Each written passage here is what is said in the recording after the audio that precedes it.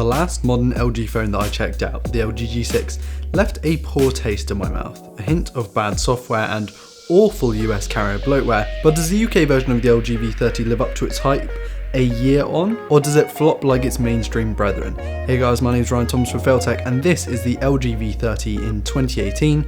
Should you still buy one? Let's find out.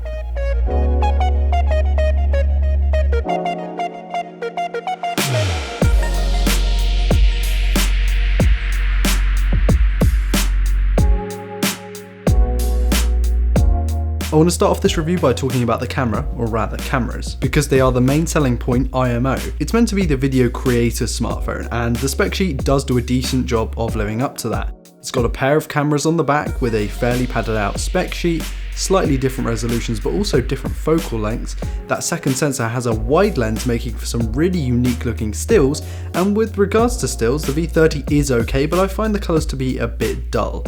Artificial sharpening to be overdone, and despite the f1.6 aperture and optical image stabilization on the primary setup, low light wasn't what I'd call great. Maybe I'm used to the processing of Apple or Google's softwares, but I just found the results to be a slight bit underwhelming. And the same can really be said for the front camera, because I found this to be particularly bad. The 5 megapixel sensor with f2.2 lens is pretty low end, and the images just came out looking a bit soft. I wasn't hugely impressed, although it was handy to have the option for wider selfies as well with a single camera.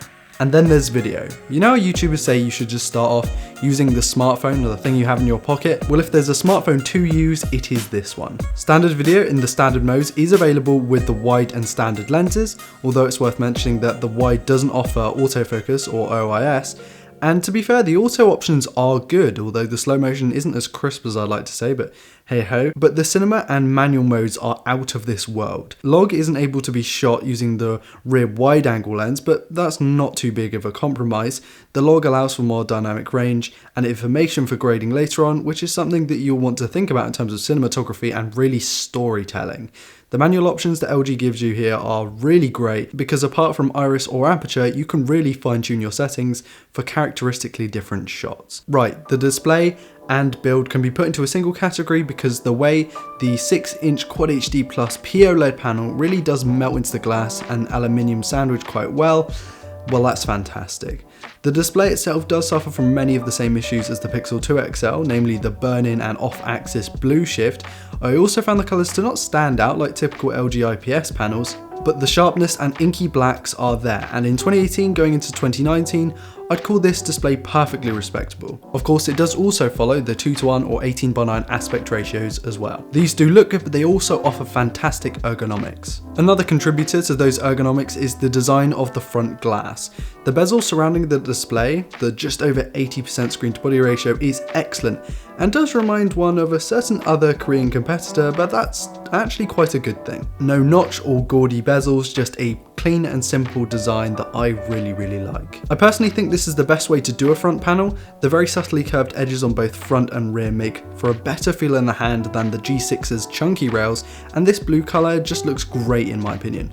I really like the metallic sheen and blue rails to match. The separate side buttons are just how I'd like them, and the rear lock button come fingerprint scanner is fast, well placed and uniquely integrated. It's honestly weird not having a side lock button, but you soon get used to it in everyday use. I'm a fan of not only the inclusion of Type-C 3.1 speeds over that Type-C port, but IP68 water and dust resistance, mil-spec certification, microSD expansion, wireless charging, and a Bang & Olufsen certified 32-bit quad digital to analog converter backed headphone port. And I've got to say that usually I can't tell the difference with these kinds of things, but this, with all those different manual settings and also adding in filters and EQs, really do make for a better experience in terms of audio.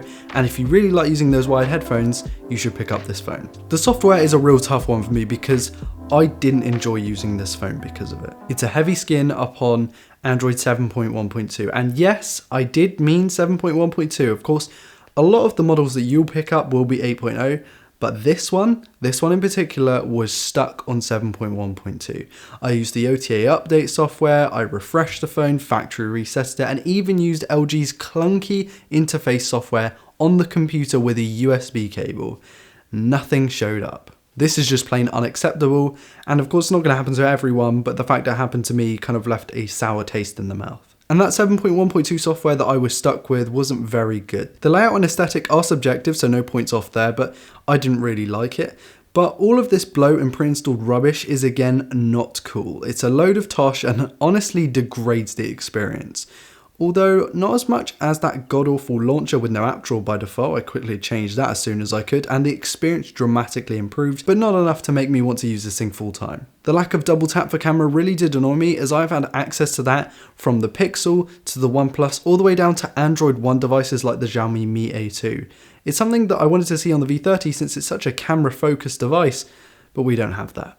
The spec sheet for the V30 shows some pretty middling specs. Snapdragon 835, Adreno 540, 4GB of RAM, 64GB of storage, and if you're lucky, Android 8.0. And the problem with this is that the aforementioned software and harshness of animations really don't bode well for a smooth user experience when you actually look at the power. But let's talk about raw performance in games, everyday applications, and multitasking. And of course, no review would be complete without synthetic benchmarks. Starting with that everyday use case of browsing social media, watching video, and reading through articles, honestly it was a decent experience. Of course you could do better with iPhones and OnePlus devices, but taking into account the price, which is just below £300 in the UK, I'd call this a really good experience for the money. Synthetic showed expected results for an 835 device, and I guess you couldn't put too much weight on those because even though I do test these on all of the different smartphones, there's not a huge weighting between the actual benchmark score and then the expected output of the device. It's something that I've seen with the Snapdragon 660 versus the 835. It's just such a close relationship there, it's ridiculous. Gaming was good among 3D applications. I did play a bit of Fortnite, I played a bit of Asphalt, and I tried some more racing games. I kind of prefer to test those. I found to be a good experience, a lot better than the Pixel 2 for some reason. Maybe that's just something to do with the software because the hardware is pretty much identical. And I would say that across my testing, if you're gaming, you're better off with the V30 compared to the Pixel 2 XL. The 3300 mAh battery in the V30 isn't really big enough for the phone, and phones at this price range in 2018 having larger batteries, or in most cases more a power efficient system on chips, it makes this one hard to call good. Battery life was okay, better than the battery size would suggest, and I did manage a full day on a lot of days, but I wasn't using the full versatility of the phone. When shooting video and photos, you are going to want to pack a battery bank with you, and of course that leads on to the charging. We get Quick Charge 3.0, which is really handy on the device this age, and it really does mean that you can top up the phone in a flash. It's aimed by bacon a few times, but something I didn't use too much was the Qi wireless charging, also included on the unit. It's a bonus since most 2018 smartphones support it, but it's one of those things where it's a nice to have, not a need to have. Of course, one of the V30's strong points is connectivity, and you have so much on it that it makes other smartphones feel like ornaments. There's just that much versatility with the LG. But the speakers, if you choose to use them over the excellent headphone port, are pretty uninspiring. To start with, there's one right at the bottom, so no stereo separation to speak of.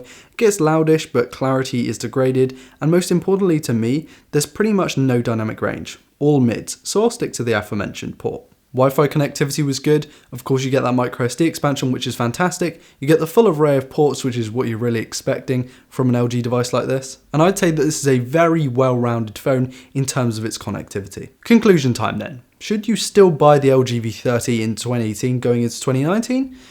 Yes, as long as you can get the decent modernish version of the software on the phone if you use the third-party software, or maybe you just take it to an LG service center and they update it for you, it's going to be good. It's not going to be smooth and it's not going to be as fluid as say a OnePlus device going 2-3 years down the line, but right now it offers a level of versatility that most phones are actually degrading upon. Losing the headphone jack, adding a notch, losing microSD expansion. It's all going, and this phone having all of it all in one, especially with that headphone jack, can make a big deal to a lot of people. In terms of the video creator smartphone, well, I'm gonna have to do a few more tests with it.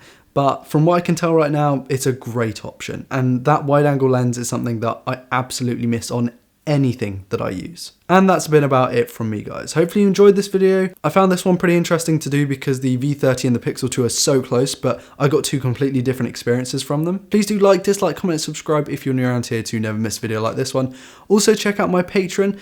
Patrons, you guys are amazing. Thank you so much for your support. I'm actually going to be doing behind the scenes and also some first looks and first takes on some stuff that I'll be checking out later on the YouTube channel, just doing some first impressions on there. I strongly advise you check out my social media and Discord. Links will be in the video description as always, as well as links to where you can find the products shown in this video. Again, thank you all so much for watching. My name's been Ryan Thomas from Failtech, and I'll see you in the next video.